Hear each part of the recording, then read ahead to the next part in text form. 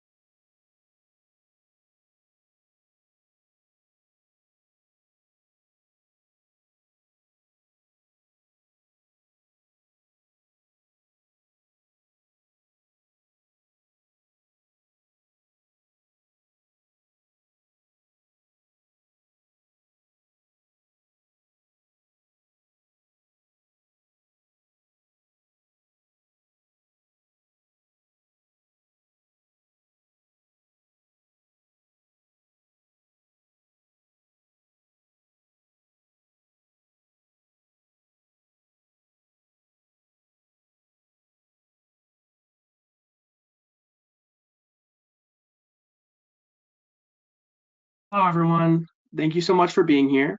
On behalf of the Environmental Finance Center Network, welcome to the third webinar in our Getting Grant Ready webinar series for tribes.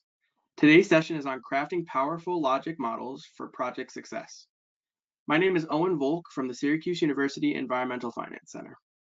Before we begin, we're going to go over a few logistics and then we can get started. During the webinar today, everyone will be kept on mute to ensure audio quality. If you have a question, please type it in the GoToWebinar dialog box at any time throughout the session. We will be saving your questions for a facilitated Q&A at the end of the presentation. After the webinar, you will receive a follow-up email that includes a link to the recording and other information you may need. You can also download the slides from today in the Handouts tab in your GoToWebinar control panel. This webinar has not been submitted for pre-approval of continuing education credits, but eligible attendees will receive a certificate of attendance for their personal record. To receive a certificate for this session, you must attend for the entire session and register and attend individually using your real name and unique email address. Certificates will be sent via email within 30 days of the webinar date. If you have questions or need assistance, please contact smallsystems@syr.edu. Now for a little bit about us. The Environmental Finance Center Network provides training and technical assistance to small water and wastewater systems in all U.S. states and territories through our building technical, managerial, and finance capacity programs. If your community or utility needs assistance with drinking water or wastewater system management, please feel free to contact us through the link that will be sent shortly in the chat. It's our request form. Finally, here's the information that we have for the next webinar in this series. If you would like to register, please use the link that will also be shared shortly in the chat. And on that note, I would like to get started. I would like to introduce our presenter for today, Cynthia Naha, Senior Associate at Capacity Collaborative and Senior Tribal Climate Resilience Liaison at American Indian Higher Education Consortium and the Southwest Climate Adaptation Science Center. Welcome, Cynthia. I will go ahead and hand it over to you.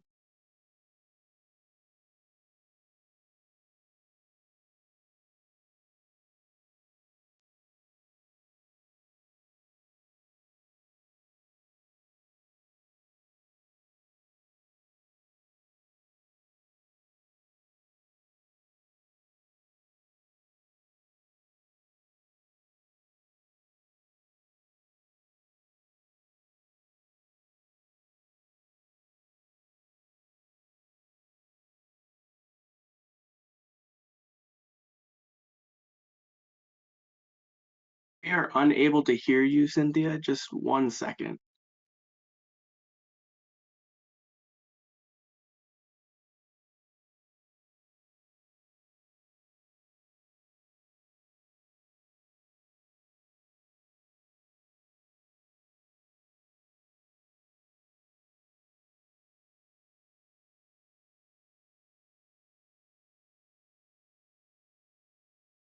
Can you try speaking one more time?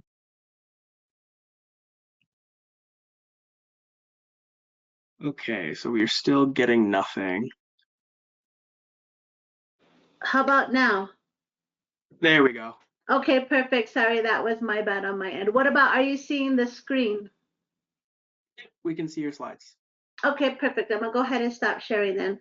So let's go. Oh shoot, hold on. I did the wrong thing. Guess we're having a bit of technical difficulties this morning, and I do apologize. But again, good morning, good afternoon, everybody. Thank you, Owen, for that introduction. I do appreciate that. I'm gonna go ahead and advance to the next slide so we can go ahead and get this underway. Um, so real quick, as Owen mentioned, I'm gonna go ahead and stop my camera for now. As Owen mentioned, I am a senior associate with Collaborative Capacitive. I've also worked as a senior tribal climate resilience liaison for the Southwest Climate Adaptation Science Center, the American Indian Higher Education Consortium. I am an enrolled member of the Hopi tribe. I'm also Tewa and from the Honktawan Dakota Oyate, and I do reside here in Santa Fe, New Mexico.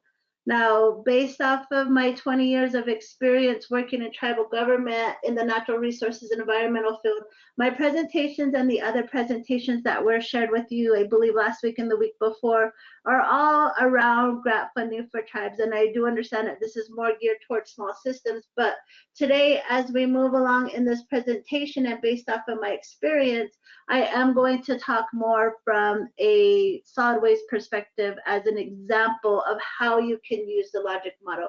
So again, there is a lot of information that will be shared today. Please add your questions to the Q&A dialog box in the GoToWebinar app that you see here on your screen. And we will definitely answer any questions that you may have later after I'm done with my presentation. And then I will also share my email for collaborative capacity. Mine's still the EFC West email, but I will still share that email with you all in case you have questions outside of this webinar. So again, Cynthia, Naha, thank you all for being here. So today we're going to go over what is the logic model, and we're going to go over that as far as looking at it through what you all need to know to craft a powerful logic model for your project success. Now, if you had attended the webinars previously to today, the first one was all about identifying your needs and the proper funding opportunities that go with those needs.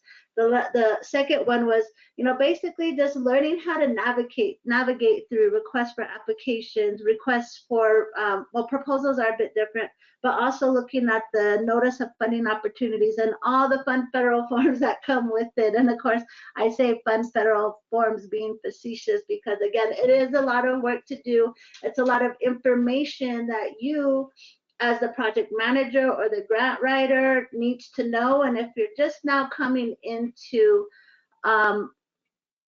writing grants or seeking funding opportunities that meets your community needs, whether that's tribal or non-tribal, then there is definitely a lot of information that is needed to know as it prepares you to create and craft the most award-winning proposal, if you will, so that way you and your community, whether it's tribal or non-tribal, can get the funding that you are seeking for to work on whatever project it might be. Now, whether that's your small systems and maybe perhaps doing some rehabilitation or improvements on it, or even upgrades. There's always those different types of opportunities that are out there from the federal government and maybe even your state government that will help you further your project or your efforts to create a most operable system for your community.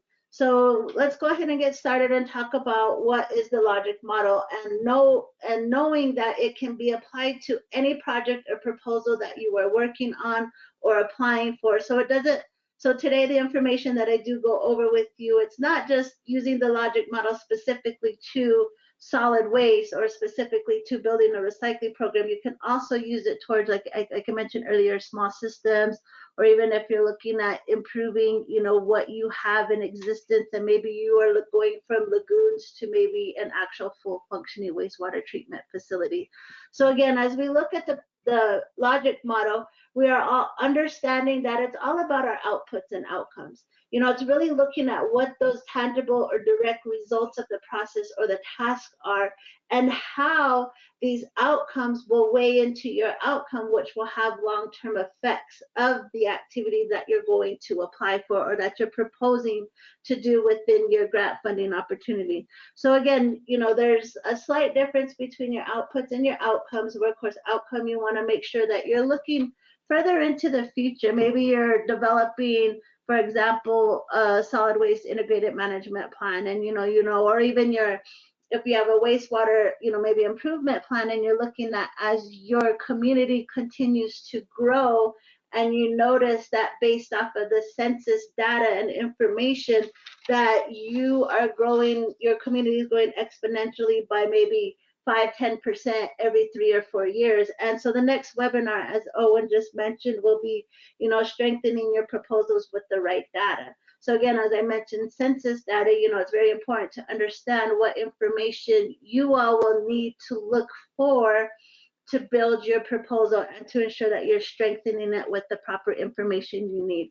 So again, as you look at your outcome, it's always looking at what that long-term effect or what that long-term goal or objective is you're trying to complete. And as you continue to maybe phase your project, you're also ensuring that your project is having those tangible outcomes, those tangible results, something that the people, the community, or even you yourself as the manager can see and put some weight behind it as you're moving forward throughout your phases. Categories of the logic model include, as I mentioned, of course, your long-term outcome, but there's also those short-term and intermediate outcomes that, you want to achieve right away. And maybe based off of your funding opportunity that you're applying for, maybe it requires you to track what short-term outcomes could be, or what you are planning for, to see kind of within a 1 to 2 year type of time frame versus maybe a 5 to 10 year long-term outcome. Let's also identify what resources you do have on hand, looking at what those activities are that you're going to propose in your grant opportunity you're applying for, to show the grant funder that you are going to initiate as far as what these federal or state funds allow you to do. So maybe it's a planning grant, so you're looking at maybe updating a certain type of plan, whether that's something to do with your solid waste, your small systems, or maybe it's even around looking at maybe the air quality of your community. So again, really the logic model in itself can be used in varying capacities. It just basically depends on what your need is and how you are looking for these various opportunities to fund your projects within your communities. It also includes those outputs. What are the tangible results? How are you going to show that you are achieving what you said you would in your proposal? And most importantly, the outputs really go a long way with when you're doing reporting and you're providing that information back to your federal funder or state funder on the activities that are outlined in your scope of work or your work plan.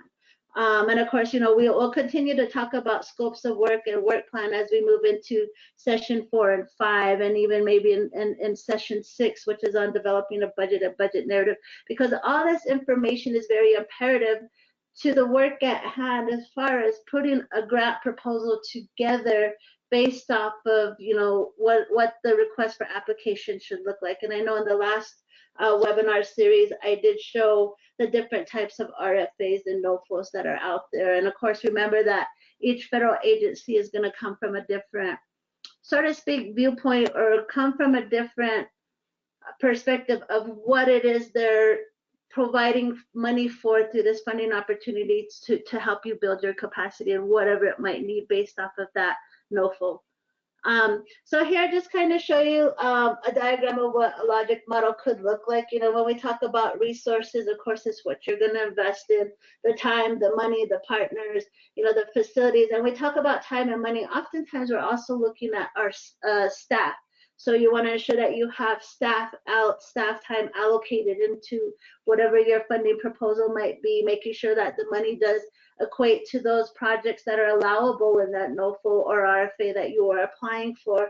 And especially knowing that the resources that we need so often within our communities to build capacities, whether it's for small systems or like the example I'm going to use today, solid waste, we do need equipment. So again, really being mindful of what it's going to take for you to implement that project you are proposing for. Activities, you know, what you do, you know, are you planning to have some outreach and education events?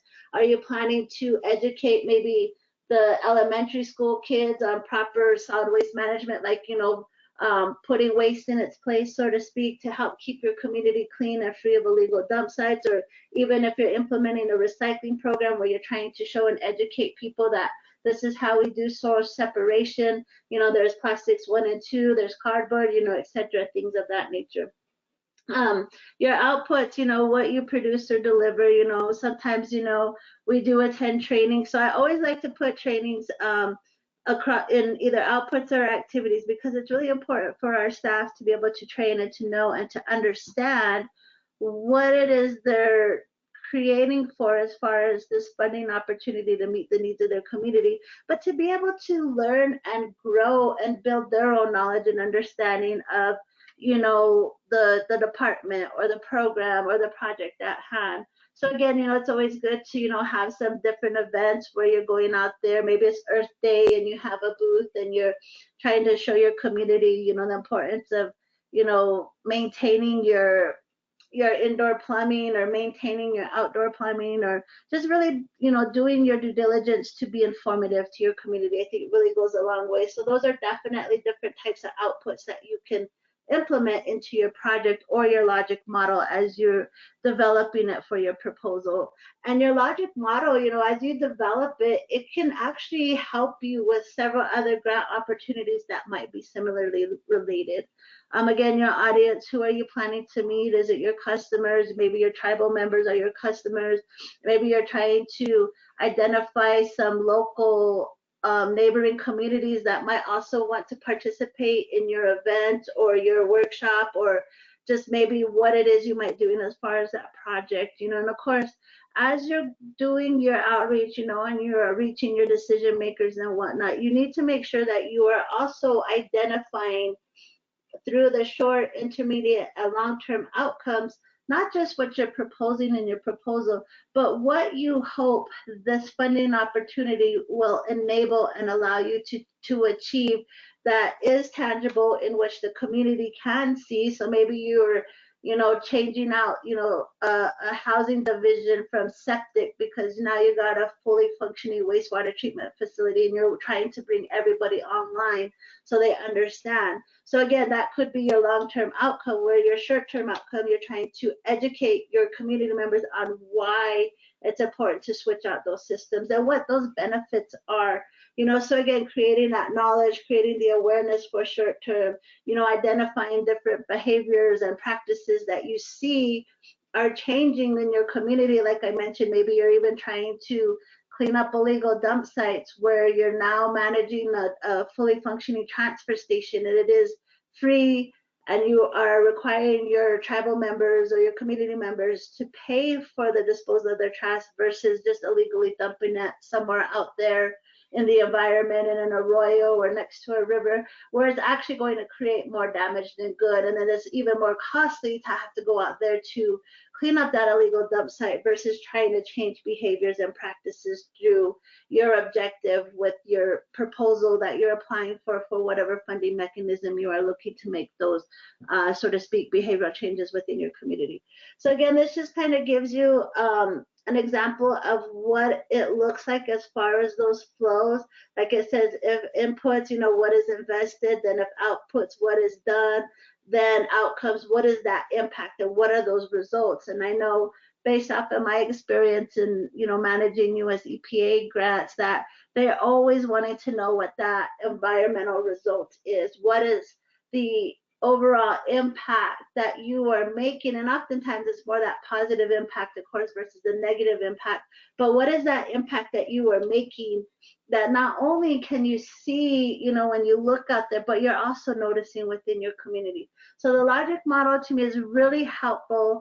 And as you continue to, you know, whether you're a beginner, intermediate, or even a novice grant writer, as you continue to build and hone your skills for developing proposals depending on which federal funding agency or state agency you're applying for.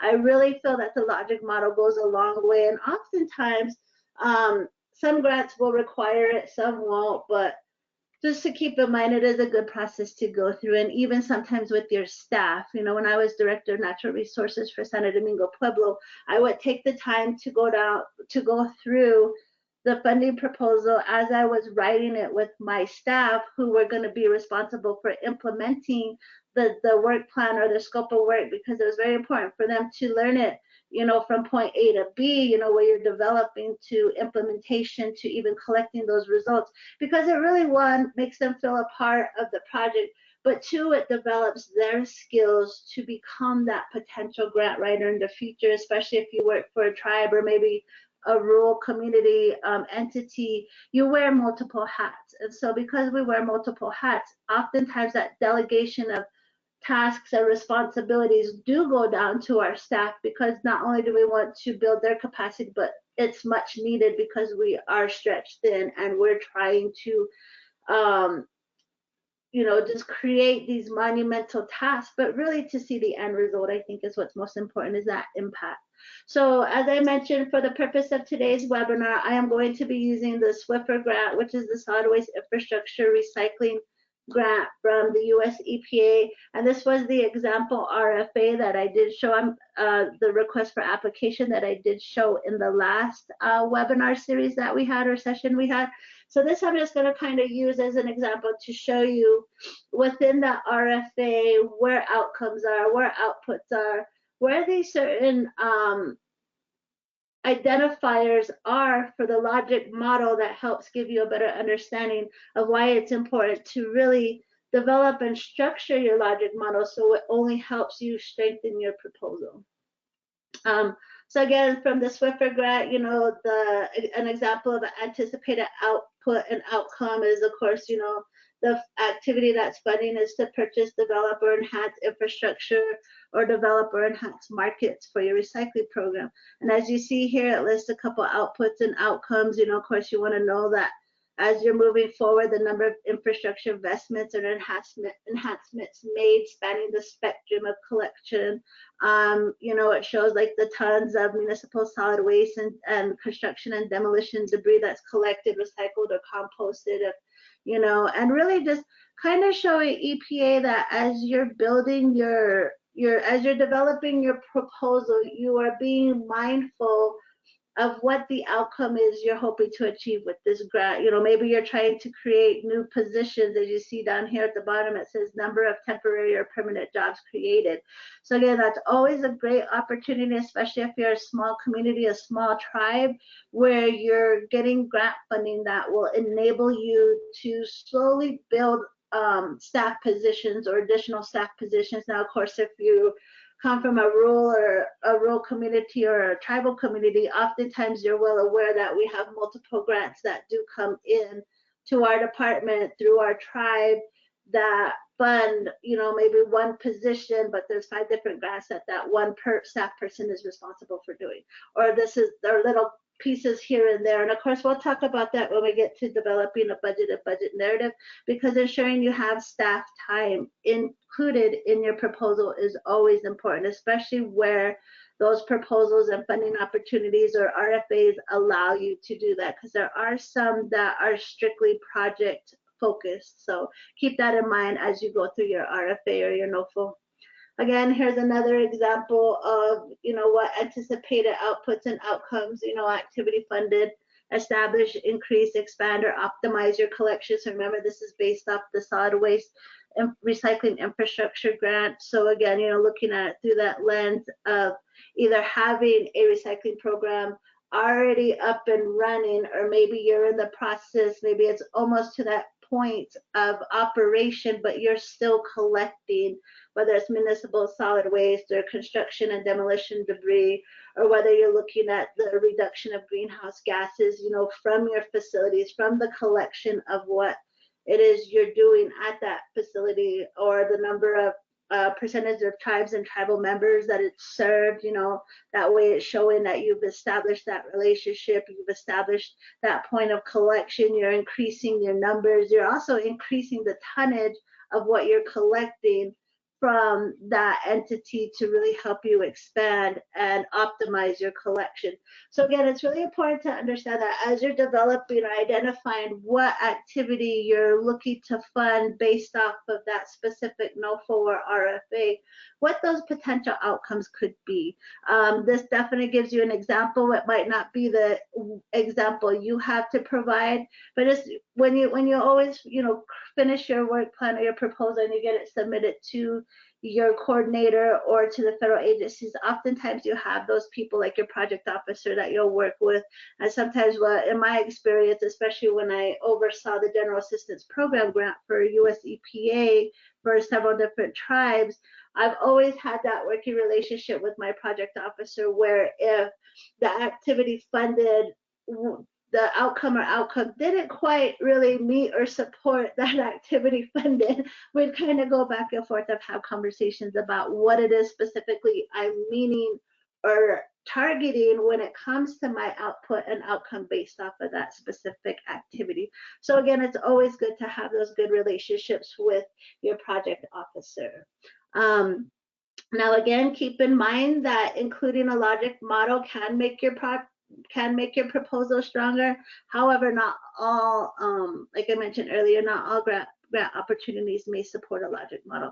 But to me, irregardless if the grant opportunity supports it or not, I feel it was always a good process for me to go through, because again, you want to ensure that, as you're applying for these different funding opportunities that are available to either a tribe or non-tribal, maybe a small systems,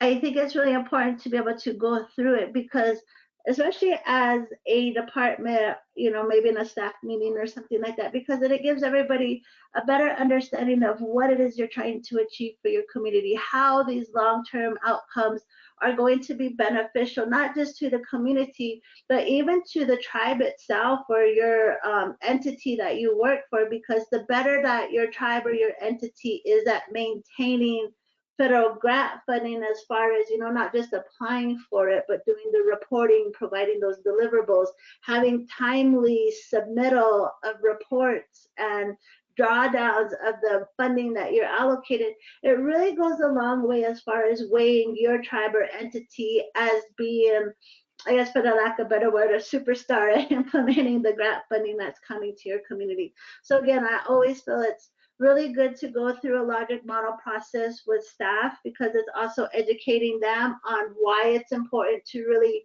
track and monitor our results, if that makes sense. Because again, by tracking and monitoring the results of you implementing your project through the funding you receive really goes a long way at your, so to speak, credibility to maintaining and managing federal funds.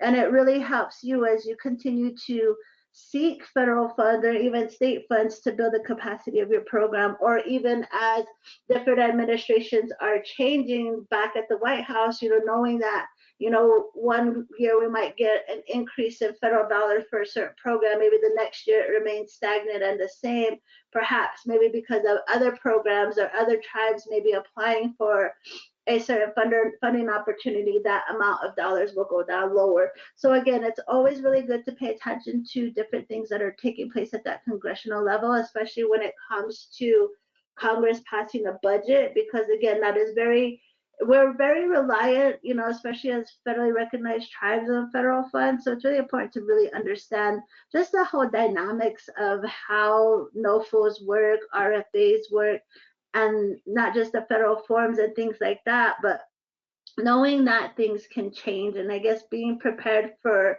the changes that may come and being able to adapt to it based off of your opportunity to apply for federal funds. So again, it's really, just keep that in mind. So again, here's another example from the Swiffer regarding environmental results, looking at outputs outcomes, outputs, and performance measures. And as you can see here, and I use this as an example because of the fact that it has logic model in parentheses and just says under this criterion, applicants will be evaluated based on the following elements.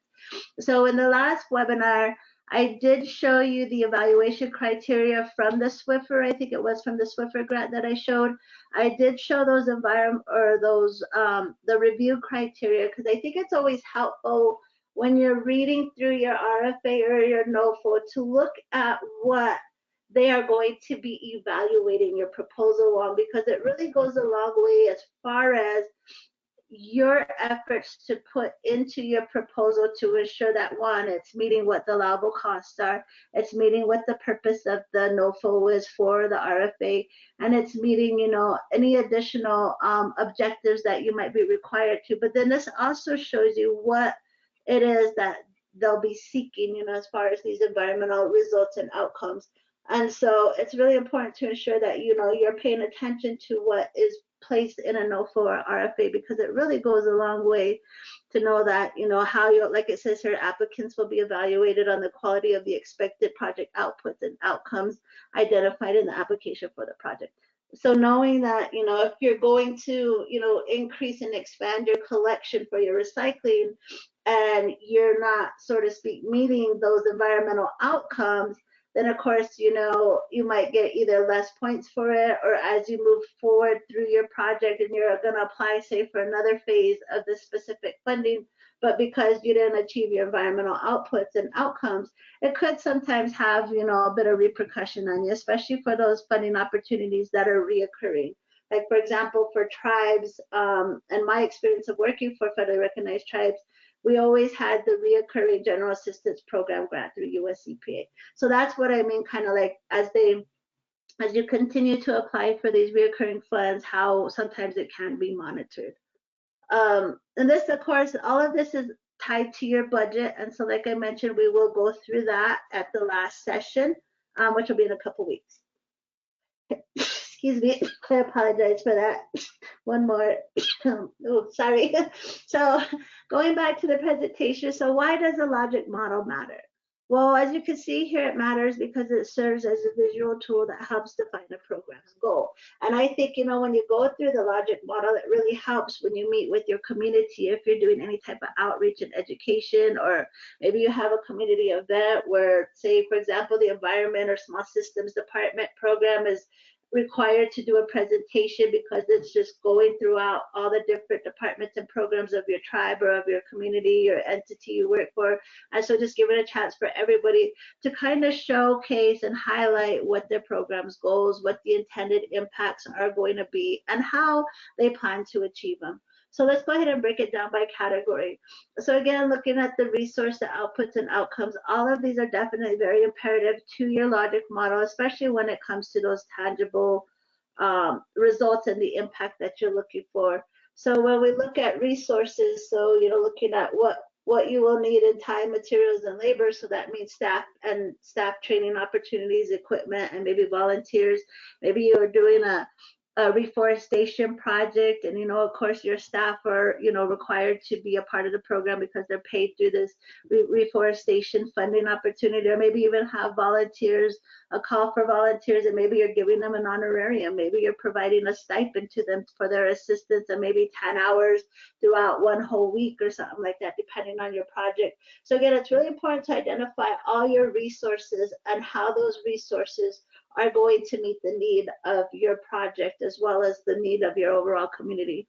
Looking at your deliverables, basically what will you do? And many times federal funders do require, if there's a tangible type of deliverable, to be, report on it.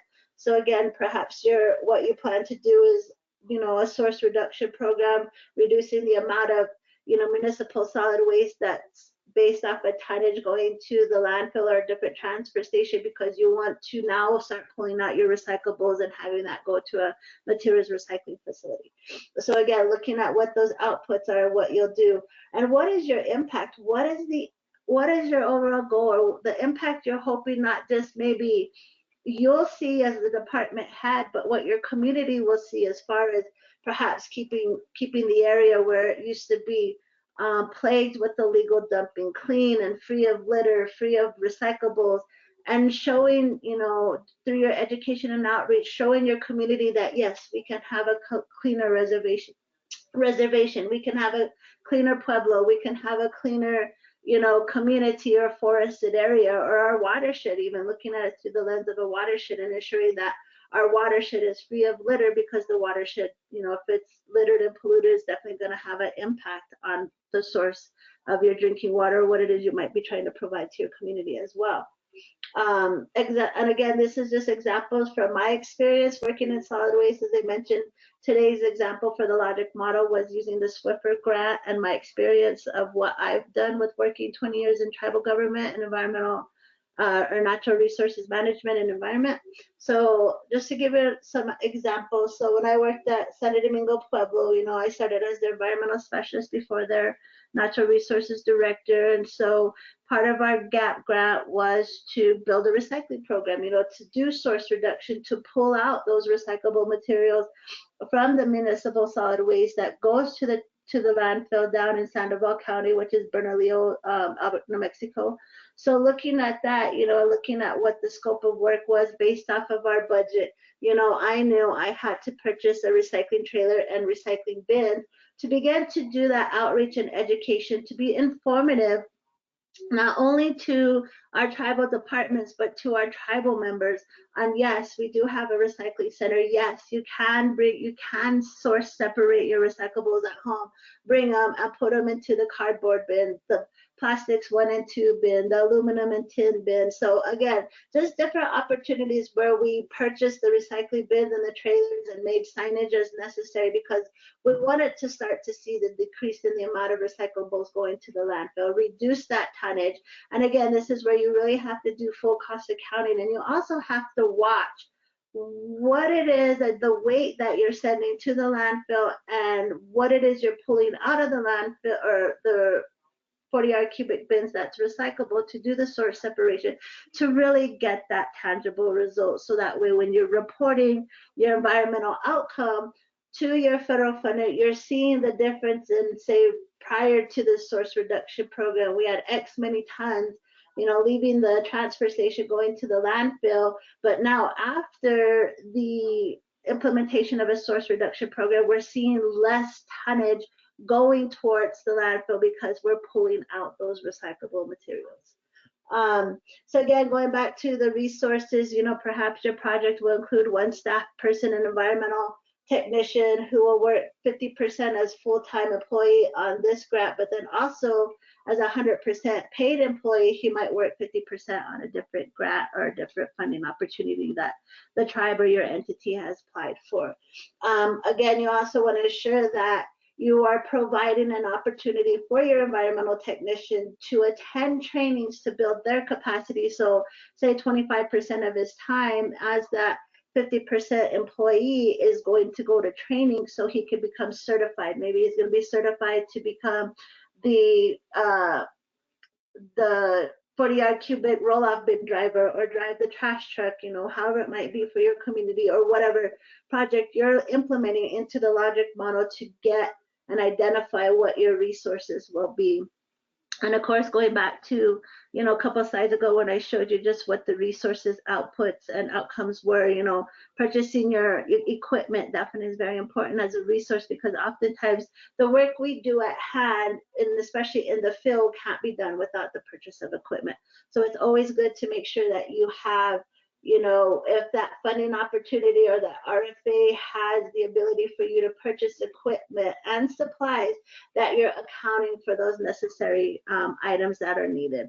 Again, looking at the outcomes, you have a paid position now to implement your recycling program. So somebody's really going to be there to help be informative, educate, maybe take all that's collected to the materials recycling center. Your staff is building the knowledge, so he or she is understanding how to manage that recycling program, how to manage that small systems, how to be able to really move forward to ensure success for your tribe, for your community, for your entity that you work for.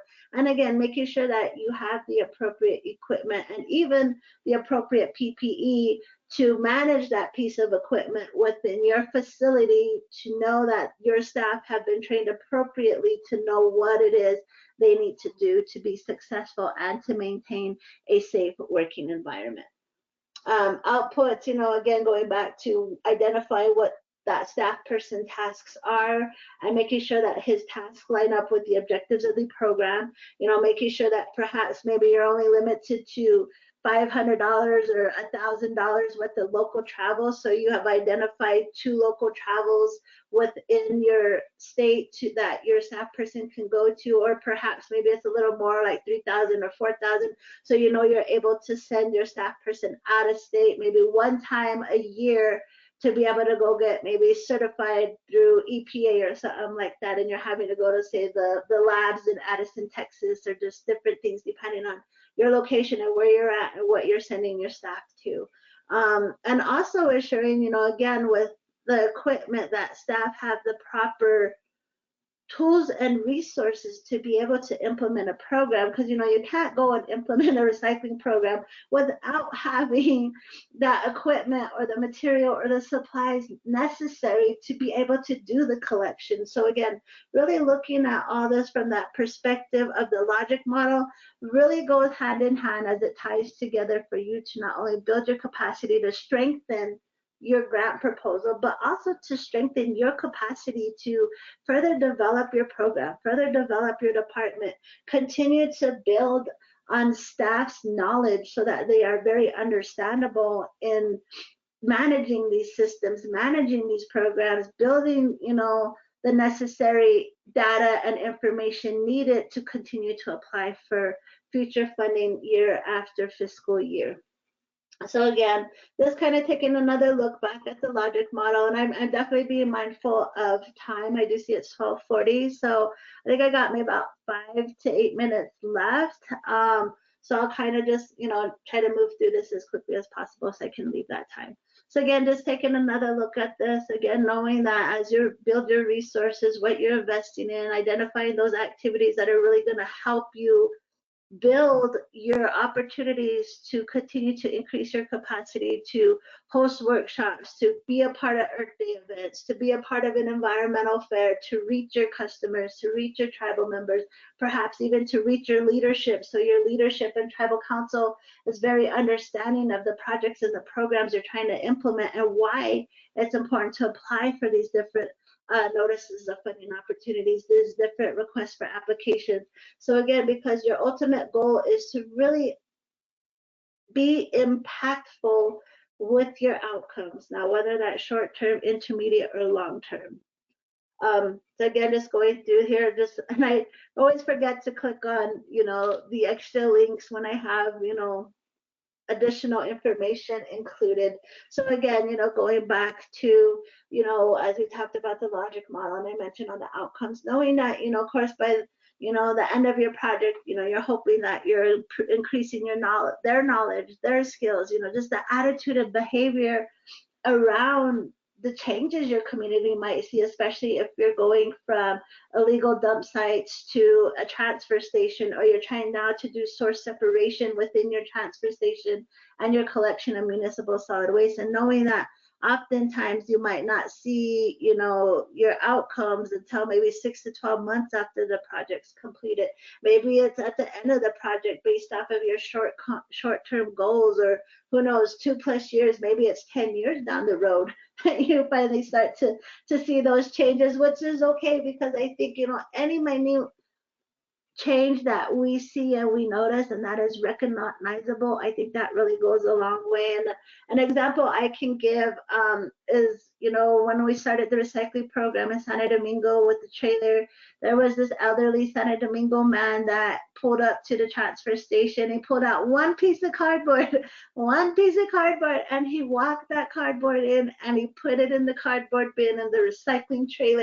And me and my coworker Keith were out there to see it, and I was just amazed and happy, because that showed me that rather than this elder just throw it in his garbage bin, his 90-gallon tote, or throw it out on the land, he chose, because he knew that they had a recycling center now, so he chose to take it down and put it in the bin. So that was huge. So again, going back to resources, meeting the staff. So I kind of use myself as an example because again, you know, as when I first started in Santo Domingo, I was very new. I had moved from California. That was about 10 and a half years ago. So we would always introduce, you know, new staff people via our newsletter. So again, this way the community knew who was in charge of that recycling program and why it's important for them to know who I am, so that way in case they had any questions regarding it, they knew who to come to. Again, staff training, I had opportunities to go to Pensacola, Florida back in 2015 to attend the Institute of Tribal Environmental Professionals Tribal Solid Waste Education and Assistance Program. I believe I might have also been a speaker at this session because I have had known Todd Barnow for quite some time prior to working at Santo Domingo. So like I always tease everybody, you know, working in solid waste, I talk a lot of trash because I've done it for 20 years. So just to give you an example, we did visit the Alabama Coushatta tribe. So just, you know, seeing the opportunity of what other tribes, what other communities are doing really goes a long way, especially when you're training to build your staff's capacity, because it's kind of like show and tell. Like you see it, now you can tell it, now you know what you need to do as far as what you could put into your proposal for funding based off your community needs. Maybe you need a baler because you're collecting so much cardboard now, and now you have an opportunity to apply for one, but then also making sure you have all the proper mechanics and electrical systems that go with it as well. Program implementation with equipment purchase. I think this really definitely goes a long way, because again, seeing this trailer, and the trailer that you see in the middle was the trailer that that elderly man brought his one piece of cardboard to and put it into that trailer so we could take it to the far left side. That's the materials recycling facility down in Albuquerque, New Mexico. And then based off of another grant funding opportunity called the New Mexico Recycling and Illegal Dumping Grant, I was able to purchase the red cardboard trailer that you see on the side, because we definitely, as we increase our capacity and our collection, we noticed that this recycling trailer with the one bin for cardboard was definitely not meeting our needs for what the community wanted. Here, just some short-term outcomes and impacts. Again, community members now have a place to take their recyclables to. They can participate in the program, which really goes a long way for the department, because that is one of our overall goals through our US EPA General Assistance Program grant, was to show that we were building capacity for our source reduction program, and that the results and the data we were collecting were showing those environmental outcomes. Again, giving staff the necessary training so that way they can develop their knowledge and skills to manage the program. And then doing community outreach and stuff and providing that equipment so that way community members of all ages recognizes the recycling trailer and knows that they have the opportunity to go through and bring their recyclable materials here. Again, as intermediate, you know, maybe it's that 1 to 2 year, 3-year goal or outcome that we're finally seeing and recognizing that community members are continuing to recycle, and we're seeing the increase in our program based off of the tonnage that we're taking down to the materials recycling facility, and knowing that we are also seeing a reduction in the amount of municipal solid waste going into the 40-yard cubic bins that are being transported to the Sandoval County landfill.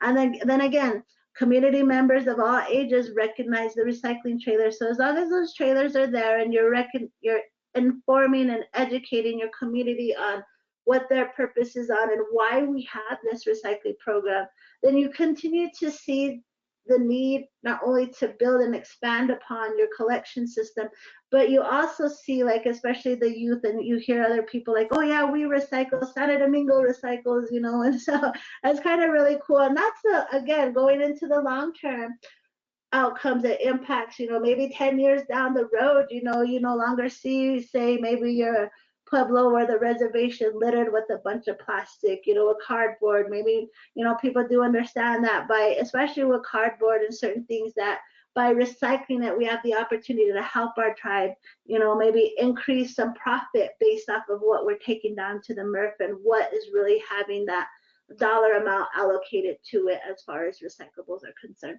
So just real quick, another way that logic models can be used, they can be used to gather stakeholders, right holders information, and understanding your community needs, especially when it comes to the first webinar session where we were identifying what those needs are. I think that's very important. And oftentimes we don't really know what we need or what our tribe needs or our community needs until we talk to the community. So here just gives you an idea of how the logic model and your community could work. This was an event we had around climate adaptation and looking at where we saw Kiwa Pueblo, which is also Santo Domingo Pueblo, in 2030. And so this activity is called conversation mapping. So participants here were writing down their own thoughts, and it's a nonverbal activity about what they think Kiwa Pueblo would look like in 2030 based off of what we're experiencing as far as climate change and climate impacts. Remember, a logic model can be used to help community stakeholders reach consensus on a decision by focusing on concrete, measurable, and mutually accepted objectives. And I think that statement is really important, especially if you're gathering data and information from your community. That's only going to help you as a grant writer, program manager, identify those needs needed. Again, logic models can help stakeholders assess how well a project's outcomes meets its objectives. And I think that's really important, especially when it comes to, say, your grant writer or the funding agency really seeing if you as a tribe, an entity, an organization are meeting the needs of the project and if it's meeting your outcomes and your objectives. Again, it can also help stakeholders focus on objectives that are concrete, measurable, and mutually accepted. And I put that in there again because I always think it's important in certain instances to be repetitive, because oftentimes, I know when I first started in grant writing, a lot of things went over my head. So I was all like, what did you say? Or what am I supposed to do? Or really, what is the difference between an output and an outcome? That was always my struggle. And again, just remember, a good logic model should convey its information on a single page because it's intended to be a snapshot. So with this, I do believe this is my last slide. Definitely want to leave enough time for questions. Oh, going back one more time, I think when you finish your logic model and you get to this point in time, as far as your snapshot, just remember going back to those needs of your tribe, going back to those needs of your community, your entity, whomever it is you might work for, which you're developing this logic model, because based off of what your needs are, you could put any one of these items, wastewater, drinking water, water quality, climate adaptation, solid waste, into the logic model. Okay, and I think with that, I am done. Owen, back over to you. Awesome, thank you so much. I haven't received any questions throughout. Does anybody have any questions?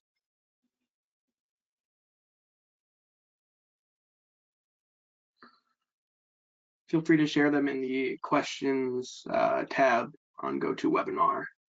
Oh, let me go ahead and, Owen, maybe do you want to share my email? Yeah, I can do that. I will share that in the chat. Okay, perfect.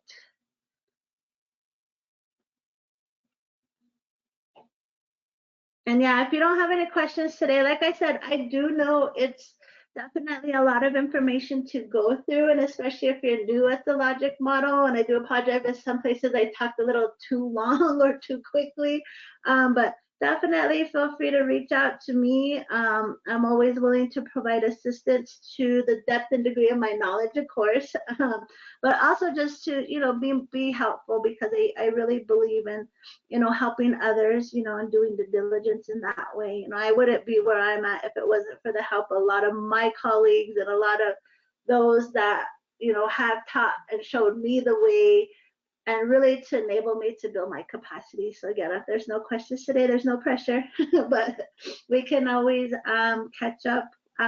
Just send me an email and I'm always happy to help.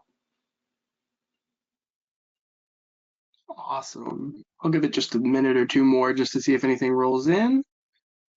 Otherwise, we can wrap up.